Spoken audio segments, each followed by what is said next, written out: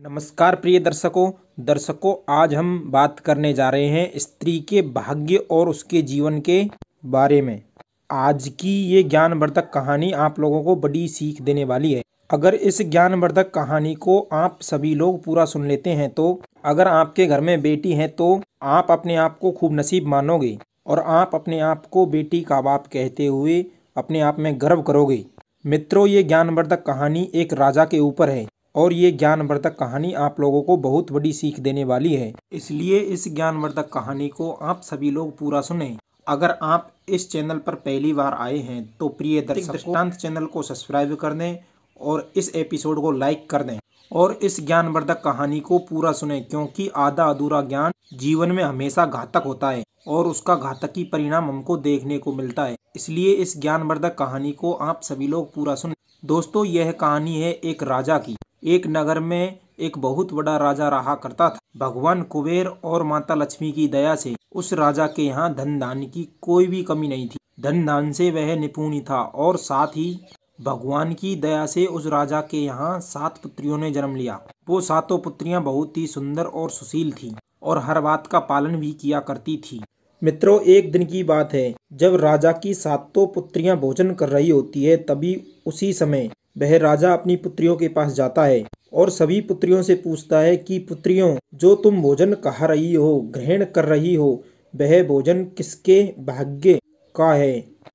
तो वे पुत्रियां एक एक करके बोलती हैं कि पिताजी, हम तो आपका भाग्य का खा रहे हैं। फिर दूसरी पुत्री से पूछता है तो वह भी बोलती है, पिताजी, हम तो आपके भाग्य का ही खा रहे हैं।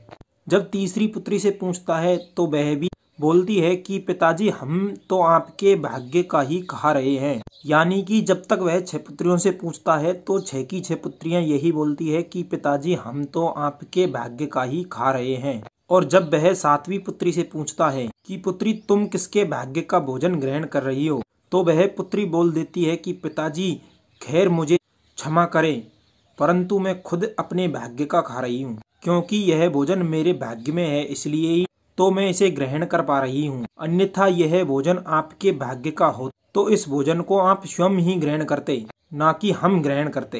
राजा ने जब यह बात सुनी तो राजा मन ही मन चिंतित होने लगा और उसे बहुत ज्यादा क्रोध भी आने लगा कि मेरी पुत्री मेरे बस में नहीं है, कि मेरी पुत्री मेरे भोजन को अपना भाग्य बता रही है। और जब दूसरे दिन राजा सभा में बैठता है तो पूरे दरबार में यह घोषणा कर देता है कि मेरी एक पुत्री है, इस पुत्री के लिए हमें एक रिश्ता ढूंढना है। मित्रों, फिर राजा ने आदेश दिया कि कल सुबह नगर में सुबह हो, पहली सुबह में अगर नगर में कोई भी जानवर, कुत्ता, बिल्ली या फिर कोई भी जानवर या कोई भी व्यक्ति, टूटा फूटा लंगड़ा कैसा भी इंसान दिखे, उसी व्यक्ति से मुझे मेरी इस पुत्री का विवाह करना है। मित्रों, दूसरे दिन फिर नगर में उन्हें एक मोर दिखाई देता है और राजा के सैनिक उस मोर को राजा के पास ले जाते हैं। राजा के पास उस मोर को ले जाने के बाद में वह राजा उस मोर को देखकर अपनी पुत्री को बुलाकर उसी समय उस मोर के साथ अपनी पुत्री का विवाह कर देता है।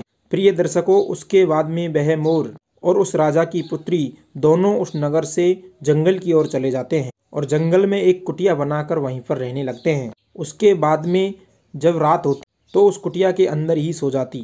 लेकिन अगर देखा जाए तो वह मोर एक जानवर था। वह रात के समय में एक पेड़ की डाली पर बैठा रहता था। दोस्तों, एक दिन जब जोरदार हवा चल रही थी तो वह मोर एक पेड़ की डाली पर बैठा था और वह राजा की पुत्री उस झोंपड़ी के अंदर सो रही होती है। उसके बाद में जब जोरदार हवा चल रही होती है तो उस हवा के कारण वह मोर उस पेड़ से नीचे गिर जाता है।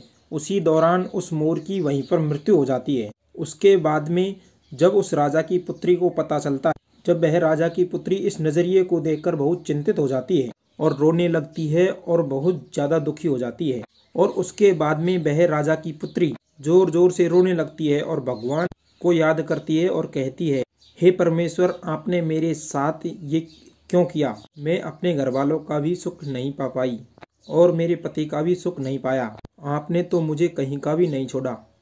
उतने में ही स्वयं भगवान शिव उस राजा की पुत्री के सामने प्रकट हो जाते हैं और भगवान शिव उस राजा की पुत्री से कहते हैं, हे पुत्री, तुम क्यों रो रही हो? वह पुत्री बोलती है कि भगवान, मैं ना तो अपने पिता का सुख पाई, ना अपने घर का सुख पाई और ना अपने पति का सुख पाई। और इतने में भगवान शिव ये बात सुनकर उस राजा की लड़की से कहते हैं कि चलो तुम मुझसे एक वर मांग लो, यानी कि कोई एक वरदान मांग लो। तो वह राजा की पुत्री कहती है कि भगवान आप मुझे मेरे इस पति को जिंदा कर दें और इसके अलावा मैं कुछ नहीं चाहती हूँ।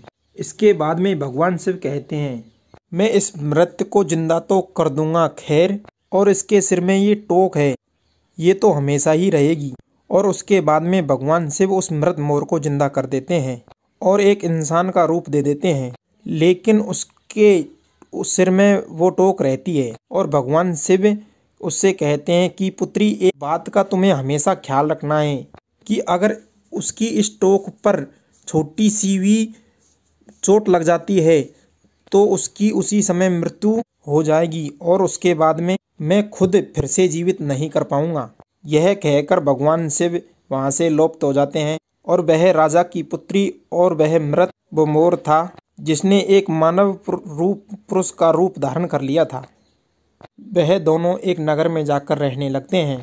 और देखते ही देखते उन दोनों का भाग्य ही बदल जाता है। वह मोर बड़ी तरक्की करने लगता है और वह एक नगर का राजा हो जाता है और वे दोनों बड़ी खुशी से रहने लगते हैं। और जो उस पुत्री का पिता था वो पूरी तरह से कंगाल हो जाता है और कंगाल होने के बाद एक बार वह राजा उस नगर में, जिस नगर में उसकी पुत्री रहती थी, उस नगर में होकर कुछ बेचने के लिए चला आता है।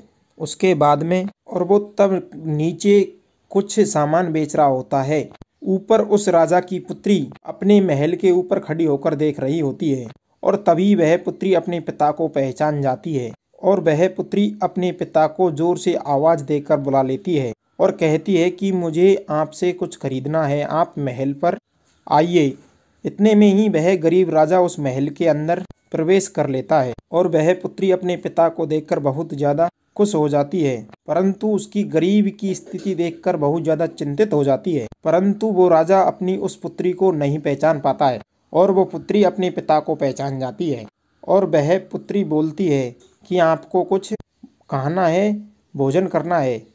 तो वो गरीब राजा बोलता है हाँ बेटी, मुझे खाना खाना है, मुझे भोजन करना है। और फिर वह पुत्री अपने गरीब पिता के लिए थाली में भोजन परोस कर ले आती है और उस गरीब राजा से कहती है कि आप भोजन करें।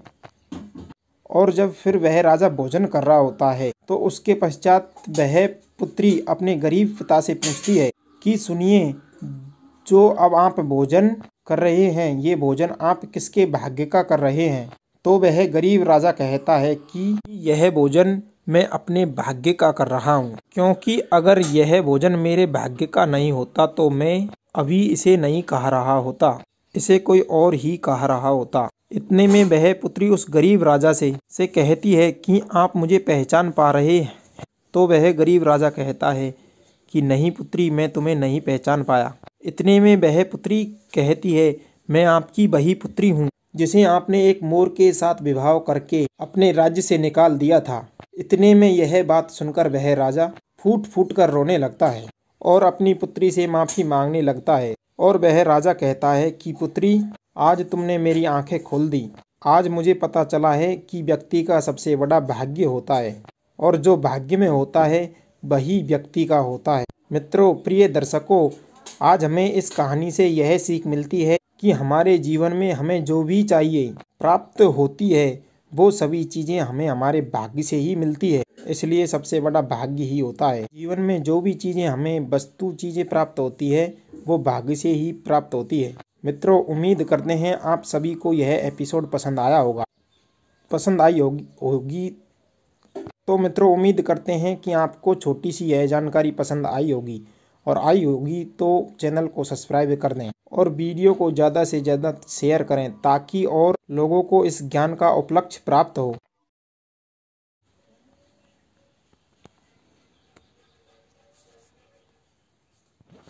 दृष्टांत चैनल